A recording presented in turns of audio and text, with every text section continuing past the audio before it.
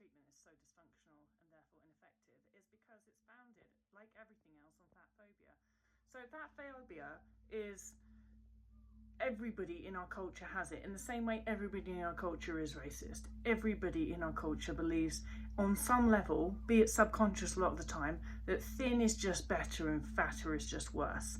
And so the problem with that concept, that fear of weight gain is an unconscious or implicit bias that everybody has, is that unconscious biases, people aren't conscious that they have them, and they don't like to be told that. If you try telling people you're actually racist, most people would see that, take that as, you know, like a front. They won't like being told that. They don't seem to understand that it's not actually, it's not like you're personally attacking them and saying you're a horrible person. You're just saying that this is a cultural thing. This is a belief system that we've been brought up into, and it affects every single one of us in the same way the belief systems of religion affect every single one of us. Belief systems around politics affect every single one of us. And belief systems are things that are just brains to hang on to and believe is true. Like, for example, the belief that money actually is worth anything. It's not. Humans made that up. It's not a thing. Like, money actually isn't worth anything. It's a concept that humans invented. But we all just go along with it and we believe it, and all, you know, like, humans are really good at creating belief systems, and we're really good at not recognizing them when we have them. And so if people can't recognize that they have fear of weight gain, fat phobia, the unconscious bias that thin is just better, then how can they change their behaviors, and how on earth can they treat somebody who has a very strong fear of weight gain? If people can't recognize their own fear of weight gain in themselves, they can't see how it's coming out. They can't see how it's coming out in their words and their looks and their actions and their decisions. And when I said their looks, I mean the looks that you actually give someone, like that kind of look, not actually like what you look like, although it kind of does come out what you look like as well. Because when you have a restrictive eating disorder and you get weighed by the nurse or something, they don't even need to use words for you to know that they are thinking something about your weight. It can be a look. So that's what I meant by that. But until people understand and can see their own bias, they can't change or do anything about their own bias. And therefore, a person who can't see their own bias towards thinness is a liability when they are treating people who have restrictive eating disorders. I'll repeat that. They're a liability because they look certain ways and they make certain suggestions like, oh, you know, well, you're doing quite well on the weight gain bit, aren't you?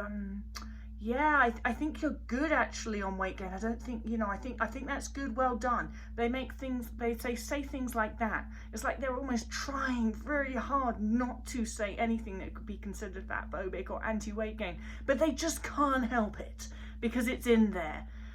And it's a liability, a big one. And it's the sort of liability that can sometimes cost someone their life. And if it doesn't cost someone their life, it could just ruin someone's life, which is almost the same thing. Because I've known people that have, so many people, it's not even just like a handful, so many people that have gone in to see an eating disorder professional, be that a dietitian or a nurse or a therapist, and they have been trying so hard to challenge their own fears of weight gain. And they go into that office and they get weighed and they just get a hint that, watch out that you don't gain too much weight. And just that hint is enough to make them stop where they are and not continue to recover. And that can be a life sentence for some people, because a brain that is not fully recovered is a really harrowing place to be. It's a hard place to be. It's basically what's happening is your brain is constantly fighting your body, and that's just exhausting. And so to inflict that on another person is really bad. So unless you can be sure, if you're an eating disorder professional, unless you can be really sure that you have addressed your own fear of weight gain, if you have addressed your own fat phobia, you should not be going near people with eating disorders. You should not be trying to treat them. You should not be trying to help them, because if you can't see your own bias, you don't know where it's coming out, do you? And that takes this is the other thing, that takes a ton of work. And I think sometimes that truly the people who can see their own bias when it comes to fear of weight gain, or they can see their own fear when it comes to fear of weight gain, and can see their own bias when it comes to fat phobia, usually are people who have been through eating disorder recovery themselves. Because in order to get fully recovered, we have to pull all of that shit out from our subconscious, and we have to make it visible to ourselves, and we have to deal with it head on. We have to, if we want to fully recover. And so that's another reason I actually think that the best people to help people with restrictive eating disorders are people that are fully recovered from them themselves. And I mean fully recovered, because you have to deal with all of that. You have to find it all. You have to get that shovel and you have to dig deep to find your fear of weight gain and your fat phobia and all of that ugly stuff.